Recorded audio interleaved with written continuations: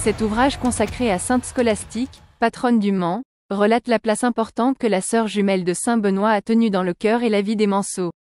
La célébration, en 2024, du 80e anniversaire de la libération du Mans, le 8 août 1944, permet de rappeler qu'elle fut suivie d'une vive reconnaissance à la sainte patronne et aboutit, en 1949, à l'érection d'une statue sur la façade de l'église de la Visitation, sur la place de la République. Bonjour à tous. Merci d'être venu pour cette présentation de ce petit livre consacré donc à la sainte Scolastique. Donc, nous sommes trois auteurs ici présents, moi-même, Michel Aiguet, Blandine Delahaye et Philippe Lenoble, qui fut pendant 40 ans maître de chapelle de la cathédrale. Donc, depuis 18 mois, nous avons préparé ce livre à la demande de M. l'abbé Beaupont-Bruni, qui est de fait le gardien de la relique de sainte Scolastique. Et donc, depuis une dizaine de jours, ce petit livre est apparu. Alors, il est consacré à la sainte patronne du Mans, Scolastique. Vous connaissez la vie de saint Benoît et le saint Scolastique un petit peu, donc on ne peut pas tellement s'étendre dessus pour se consacrer plutôt à sainte Scolastique elle-même, qui est née vers 480. C'est la sœur jumelle de saint Benoît, lequel est le législateur des moines d'Occident. Avec quelques compagnes, sainte Scolastique va mener une vie consacrée à Subiaco, près du Mont Cassin, où son frère a fondé le célèbre monastère. Ils ont l'habitude de se rencontrer une fois par an, et lors de leur dernière rencontre, Scolastique demande à son frère de prolonger un peu leur entretien afin qu'ils puissent continuer leur conversation spirituelle. Mais Benoît, pour respecter la règle de son monastère, refuse. Scolastique prie alors le Seigneur pour que son frère reste auprès d'elle. Le ciel étant parfaitement dégagé et rien ne laissant présager, un violent orage se déclenche qui oblige Benoît et ses compagnons à retarder leur départ. L'homme de Dieu s'en plaint à sa sœur en disant « Que Dieu vous pardonne, qu'avez-vous fait ?» Elle répond « Je vous ai demandé une grâce et vous me l'avez refusée. J'ai eu recours au Seigneur et lui m'a exaucé. » C'est pour cette raison que l'on prie sainte Scolastique comme patronne des biens de la terre. 3 jours après leur séparation, le 10 février 543, depuis sa cellule, Benoît voit l'âme de sa sœur monter au ciel sous la forme d'une colombe. Il comprend alors que sa sœur est décédée et il la fait inhumer dans le tombeau qu'il s'était fait préparer au Mont Cassin. Le 21 mars 547, lui-même, père des moines d'Occident, y sera inhumé. Au Mans, comment une Italienne, reconnue sainte par la Vox Populi, a-t-elle suscité un intérêt tout à fait particulier depuis le 8e siècle? En cette année de la célébration du 80e anniversaire de la libération de la ville, qui va être donc fêtée le 8 août, il nous a semblé intéressant de donner un nouvel éclairage à la sainte patronne et de rappeler la très forte vénération de la population en de nombreuses circonstances, dont certaines sont détaillées dans l'ouvrage.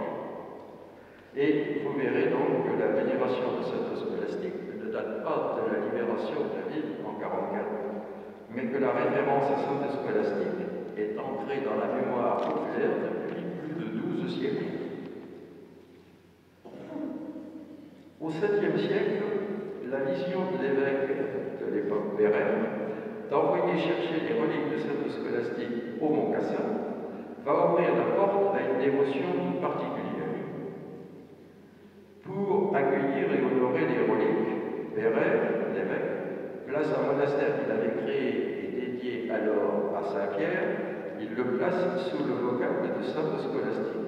Ce monastère était sans doute situé à la hauteur de la place de l'Écran. En 873, Charles le Chauve vient guerroyer à Angers. Son épouse, la reine Richille, reste au Mans et elle s'empare d'une part importante des reliques de sainte Scolastique qui étaient alors conservées à la collégiale Saint-Pierre de la Cour, près de la mairie. Et elle les fait transférer en Lorraine, à Juvigny, là où elle venait de construire un monastère de bénédictines qui manquait de reliques. Ce monastère sera détruit à la Révolution et depuis lors, les reliques sont conservées dans l'église paroissiale de Juvigny. Au 8e siècle, le culte de sainte Scolastique occupe dans l'histoire de la ville du Mans une place importante. La force de la tradition révèle sainte Scolastique non seulement comme la patronne officielle de la cité, mais encore comme la puissante protectrice à laquelle tous s'empressent de recourir dans les besoins et les calamités publiques. Dans cet ouvrage, vous pourrez découvrir les circonstances dans lesquelles on invoque Madame Scolas. Sainte Scolastique a eu au cours des siècles plusieurs appellations. L'un d'eux, Madame Scolas ou la Bonne Dame du Mans. On l'invoque pour le temps et les récoltes, pour les biens de la terre, pour les incendies du Mans, pour le clergé, lorsqu'il y a des querelles entre le chapitre Saint-Julien et celui de Saint-Pierre de la Cour, pour les succès militaires, pour la paix, et aussi pour les familles régnantes. De son côté, la population fait célébrer des neuvaines et des messes d'action de grâce pour les bienfaits reçus. Et les grâces en sont consignées par l'autorité municipale. À dater de 1563, la fête de Madame Scolas, célébrée le 11 juillet, devient pour la ville une véritable fête publique et municipale. Les séchevins, c'est-à-dire la municipalité de l'époque, s'impliquent avec la population dans les processions de supplication ou d'action de grâce. Et à plusieurs reprises, on s'aperçoit que les échevins rappellent aux chanoines de Saint-Pierre, qui sont les gardiens des reliques, d'organiser eux-mêmes les processions lorsque les chanoines sont un peu récalcitrants, disons, à sortir la chasse par protection. Si on la sort trop souvent, elle devient fragile, mais les échevins insistent et donc les processions arrivent. Nous arrivons à la Révolution. Je vais passer la parole à Blanquette. Donc à la Révolution, la chasse est pillée, bien entendu. Les reliques sont dispersées. En 1803, plusieurs parcelles sont restituées au curé de la paroisse Saint-Benoît, qui fait réaliser une nouvelle chasse, la chasse actuelle. En 1805, Monseigneur Marie-Joseph de Pidol autorise à nouveau la vénération des reliques dont le culte a été suspendu pendant la période révolutionnaire. L'église Saint-Benoît devient alors le lieu principal du culte de la patronne du Mans. En 1903, Monseigneur Louis-Ernest de Dubois, ancien curé de Saint-Benoît, devenu évêque de Verdun, intervient pour obtenir de nouvelles reliques en faveur du Mans.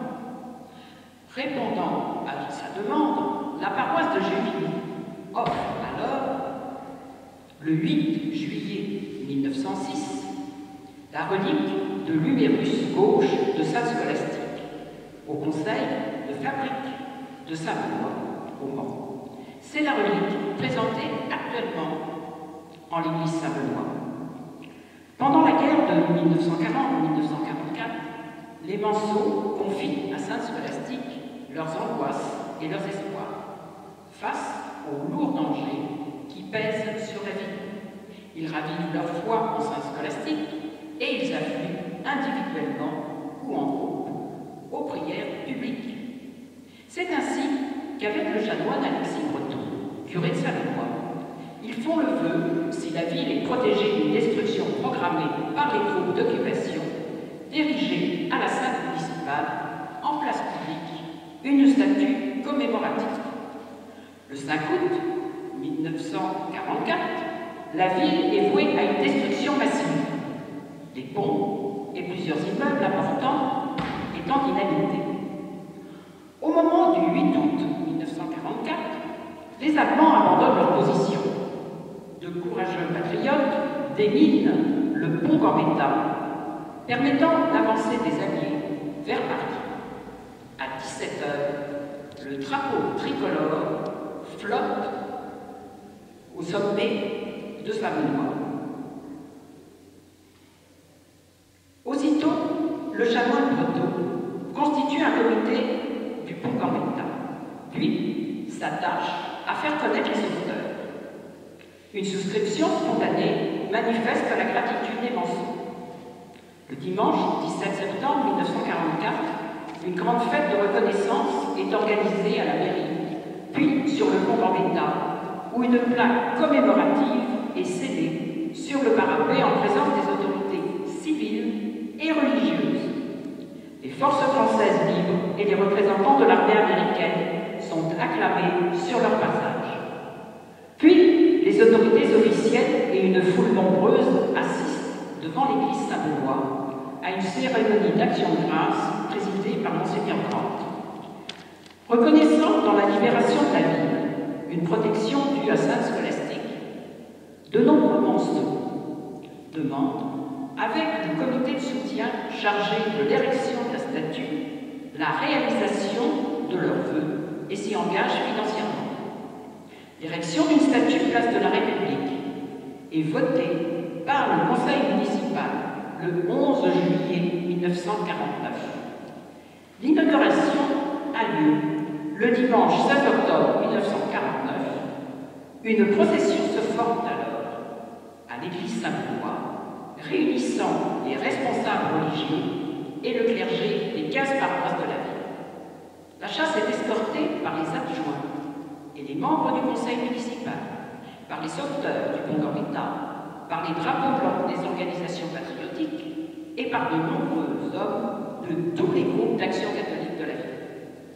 Le cortège s'avance, fait unique depuis 1905, par le quai Louis Blanc et la rue Gambetta au milieu de 2 haies d'assistants en bordure de maisons décorées de bannières et de guirlandes. 10 000 personnes sont réunis sur la place de la République.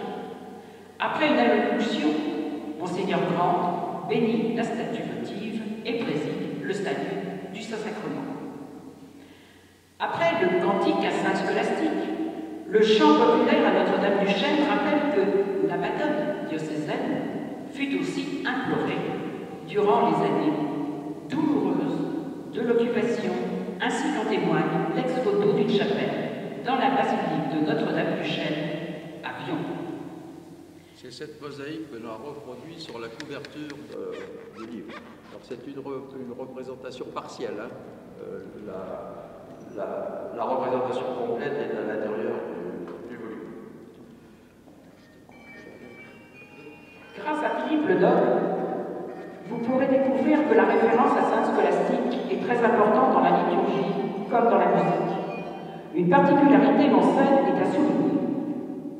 Dans le calendrier liturgique universel, la date du 11 juillet célèbre la translation des reliques de Saint-Benoît. Au Mans, cette célébration est dédiée à sa sœur jumelle Sainte Scolastique. Au XXe siècle, le souvenir de Sainte Scolastique perdure dans la cité par l'école primaire placée sous son patronage.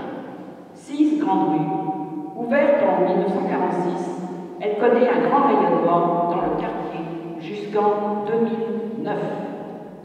Les reliques de Sainte Scolastique sont toujours conservées et vénérées en l'église Saint-Benoît au Mans.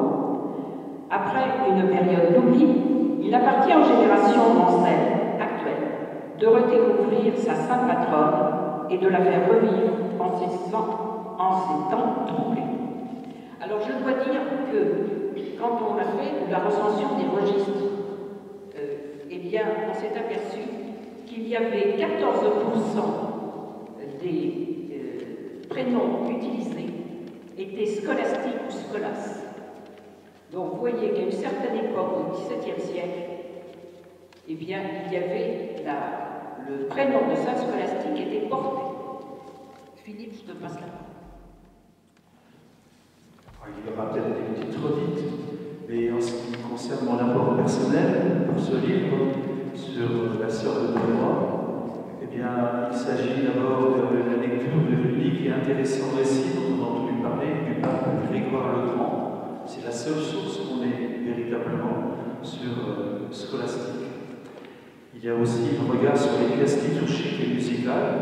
la Sainte Scolastique au XIIe siècle, en Italie, dans la région de Bénévent. Et là, c'était l'objet de mon plus grand travail, c'est des pièces les plus anciennes. Et c'est tout à fait logique qu'on ait pu les trouver au Mont-Cassin, près de Bénévent, sur le domaine où vivaient Scolastique et Benoît. Il y a aussi des manuscrits liturgiques qui ont été sauvés, conservés ici ou là. Et on a j'ai pu faire un parcours partant du Mont-Cassin et remontant en Italie sur Saint-Antoine de Padoue. Et si on remonte encore davantage dans le monde helvétique, à Saint-Gall, la ville célèbre de Saint-Gall, puis en passant par la Croatie, on remonte encore vers l'Allemagne et la France. C'est le parcours de dévotion de Sainte Scolastique. Il y a une belle carte dans le livre qui dessine ce parcours. Pour la messe, Benoît n'a jamais eu, en fait aujourd'hui, le 11 juillet, n'a jamais eu de pièce propre à chanter pour sa fête. Elles sont prises au commun, on appelle les pièces du commun. Comme ce matin, c'était le cas à l'abbaye Saint-Pierre-de-Solesmes. Des pièces spécifiques, il en existera pour Sainte Scolastique, mais tardivement, beaucoup plus tardivement. Autrement, la fête des translations des reliques de la translation des reliques de Sainte Scolastique est fêtée ce jour, le 11 juillet, et finalement, Aumont a pris la place de Saint-Benoît. Donc vous voyez l'importance que donnait Aumont, qu'on donnait à Sainte Scolastique pour prendre la place de son frère, Benoît, qui aujourd'hui est devenu le patron de l'Europe, entre autres. Alors aussi, il faut savoir que Sainte Scolastique, au Mans, avait la fête vigile, c'est-à-dire qu'elle était fêtée la veille, le jour même, évidemment, et aussi l'octave. Et un saint qui a l'octave, c'est très très très rare. Eh bien, au Mans, on a donné l'octave à Sainte Scolastique. Donc vous voyez l'importance que vous pouvez avoir. On a la chance au Mans d'avoir un manuscrit, vous avez le droit de le consulter, vous allez le voir. Il est à la bibliothèque municipale, un manuscrit de 1400, donc qui a 6 siècles aujourd'hui, et qui est splendide, et qui fait bien voir justement la première page qui est ornée de la vigile, du jour même et de l'octave. Alors aussi, de plus, il y avait la neuvaine, c'est-à-dire que pendant 9 jours, eh bien, on priait plus ardemment. Ici en l'occurrence Saint Scolastique, en cette église, et il y a 2 dates de référence, entre autres. La première, c'est en 1897, par exemple. Le célèbre musicien sartois Léo Delibes, eh bien, qui avait composé une messe pour 3 voix égales, eh bien, a été chantée 6 ans après sa mort, ici même, lors d'une messe de 10 heures, le 14 juillet. Donc de cette même année 1897. Et pour finir, il y avait aussi dans cette neuvaine de 1927, eh bien, 2 chorales par jour de la ville du Mans, soit de collège, d'école, on disait plus à l'époque, soit de paroisse, qui venaient chanter, prier Sainte Scolastique. J'imagine mal, moi, pour avoir été dans le milieu de l'éducation nationale, voir 2 chorales de chaque établissement qui chanteraient chacun des jours aujourd'hui pour la neuvaine. Donc vous voyez, le passé avait le mérite de faire travailler le chant choral pour les célébrations. Et enfin, pour notre prière, il est possible de faire revivre et connaître de nombreux chants composés au début du 2e millénaire. Et depuis, il nous reste à remercier nos anciens de l'héritage transmis. Nombre de ces musiques nous restent dans le livre. Nulle personne, un jour ou l'autre, n'est épargnée, nous le savons, par les difficultés, les épreuves. Les morceaux ont su faire face à chaque fois à leurs épreuves. Et donc il remercie aussi Sainte Scolastique pour qu'il les réconfortait dans leur détresse et bien souvent les faisait reprendre le chemin de l'Église, et c'était l'Église Saint-Benoît.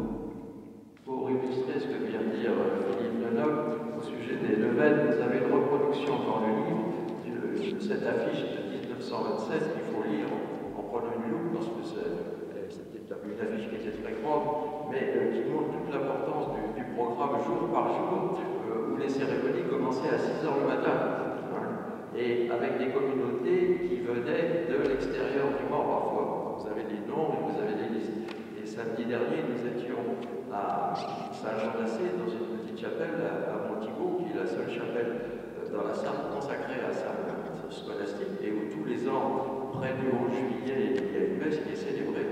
Et j'ai rencontré des personnes qui m'ont dit, mais le matin, oui, on partait dès 4 h le matin pour venir à pied de Saint-Jean-d'Assé au Mans, célébrer Saint Scolastique.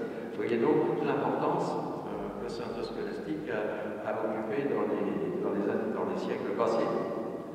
Voilà pour la petite présentation qu'on pouvait faire de ce livre. Alors vous l'avez à disposition en vente dans les bonnes librairies du Mans, mais aussi ici, si vous souhaitez le procurer, vous le procurez. En fait, le dernier livre qui était disponible, c'était le livre de Trigé. Et ce livre était en fait relativement illisible pour notre génération. Donc le but de ce livre, c'est d'avoir un ouvrage qui soit facile de lecture pour tout un chacun, pas seulement pour les catholiques, mais même aussi pour tous les Manceaux. Donc en fait, ce qui serait intéressant, c'est que ce livre soit connu au-delà des cercles catholiques, et vraiment pour tous les Manceaux. Il est très agréable à lire et facile à lire. Voilà. Et puis ce qui est important aussi, c'est que tout le monde sache que les reliques se situent ici à droite, vous voyez, dans cette chapelle. Voilà. L'église étant ouverte tous les jours, elle est visible et on peut y venir tant qu'on veut. Donc ça, c'était aussi